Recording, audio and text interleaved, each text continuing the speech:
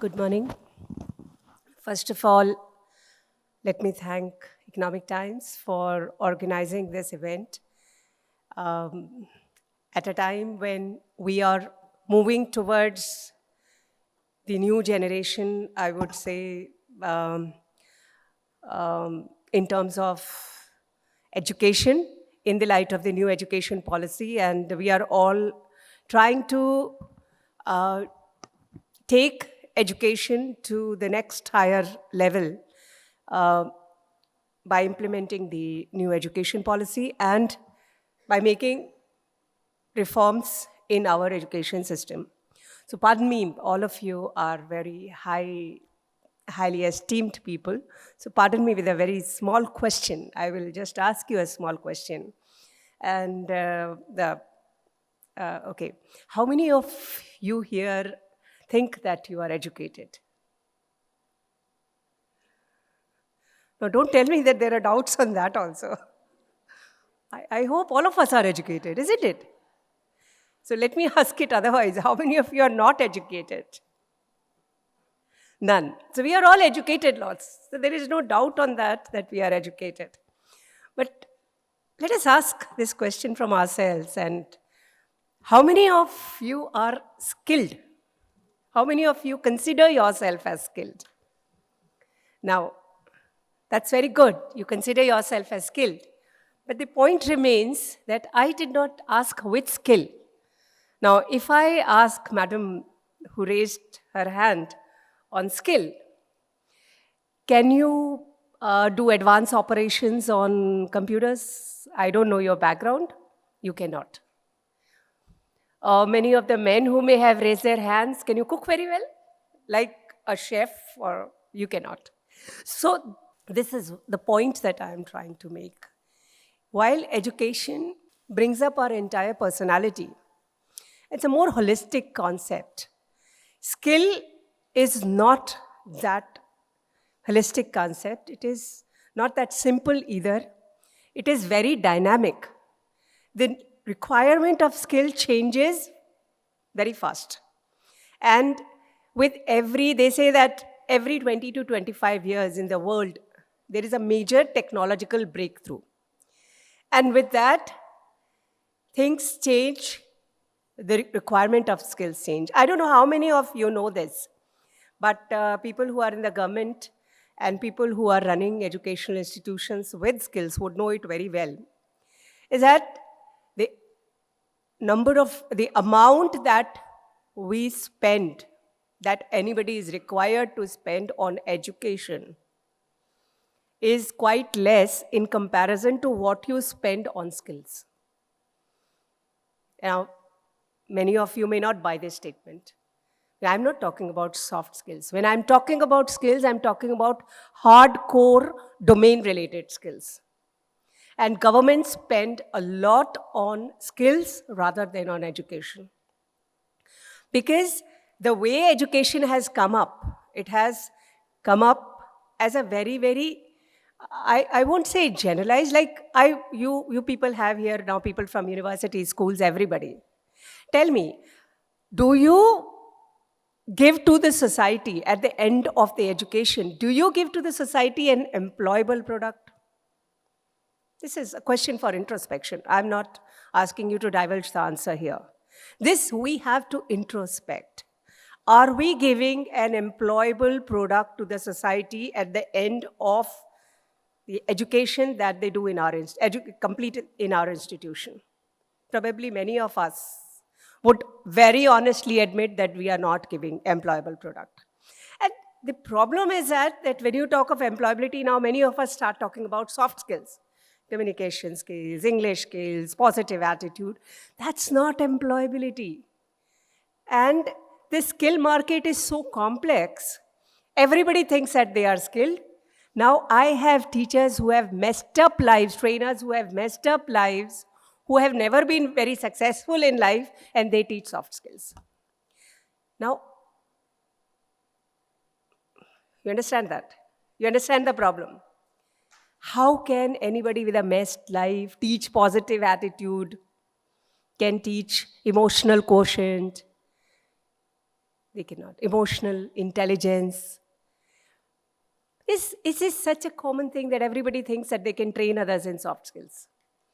So that's why some people may think that skilling is not very expensive. Online pe do class chalao or skilling ho jayega. It doesn't happen like that. Yes, online education, and I would agree to the speakers here before me that online education has helped a lot in upskilling and reskilling and skilling also. But it does not come by a single tutorial. It has to be a sequence of tutorials. It has to be basic, advanced, and plus followed up with practical, or with practice, with practical hands-on experience. So skilling is very, very experiential. Now, why I'm trying to draw the difference between two is now we are talking of education with skills in the new education policy. And as far as I'm concerned, I wear two hats. One is on the policy front of the government in the Department of Labor, Skill Development and Employment.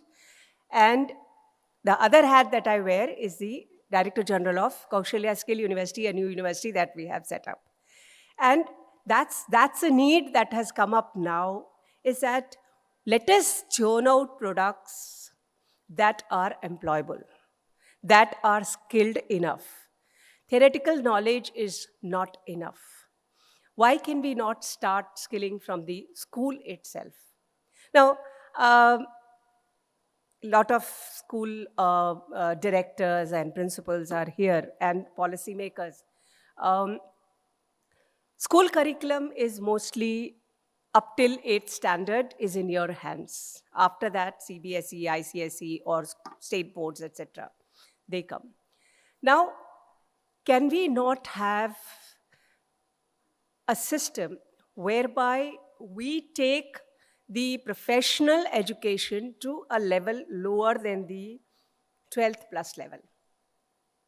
I don't know whether I've been able to clear myself, make my point clear, is that right now, all the professional education, most of the professional education starts at 12th plus. Okay. Now, why I'm raising this issue, I'll tell you that. See, this concept of 10 plus 1 plus 3, 10 plus 2 plus 3, all that started way back. And that time I remember, I myself passed 12th standard at 16, 17, I think. I don't know, remember what, maybe 16. So higher secondary at that time used to be around 16, 17. But now higher secondary is, I think, 17, 18. Now at 18, the student becomes employable. And so you see, the maturity level of the children has also increased. Now, as of now, we are using these 2 years, 10 plus 2 years, 11th and 12th, for so-called preparing themselves for higher education. Some people may say that, or for making them compete in the admission process. If you would like to agree, then that is primarily the role of 11th and 12th in our system. Let us think backwards. Let us take the process a little down and let us start from 10th, after 10th itself, the process of professional education. We need a lot of diploma programs now. A lot of 10 plus diploma programs that provide a pathway to the higher education. Now the pathways in education sector have become very complex. It's not so simple. Science stream, art stream, commerce stream, medicine, engineering, law. It's not very simple now. It's all very muddled up, very complex. So to cater to that, can we not give diplomas to students instead of replacing the plus 2 system? Okay, whosoever wants to go into the traditional system, fine. But those who want diplomas, they should be given opportunity to do so. And yes, our education system should not look down upon them. People with these diplomas should also be entitled for your JEE, your whatever medical entrance exam or engineering entrance exam or whatever kind of exams that we have for as an entrance, as a qualifying exam qualification to the higher education stream. So probably now we have Dr. Pankaj Mittal, and I know her very well. She has a very advanced thinking. So with on the Association of Indian Universities platform, and I've spoken to her on this point earlier also, we could probably think of adding some diplomas to the system. And the schools can also add, if not replace, because they will not have the power to do so. So they can only add a few diplomas to the normal 10+2.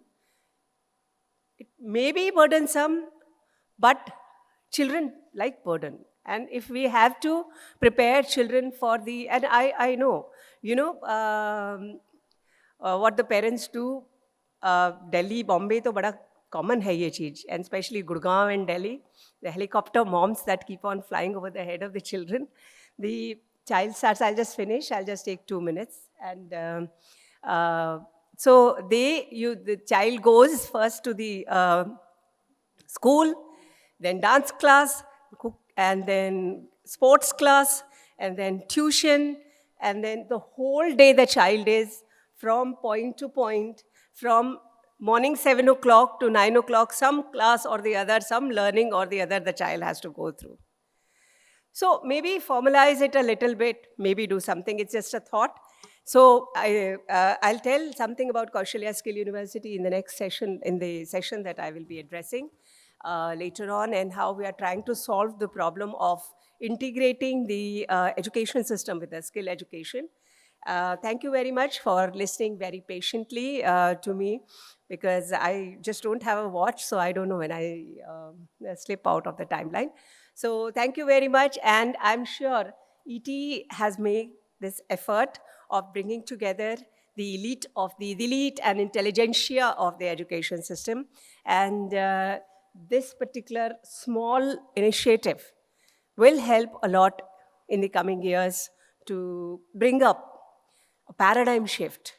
And because these are the small things that matter, one thought that you will take from here may change some life for all you know. Thank you very much.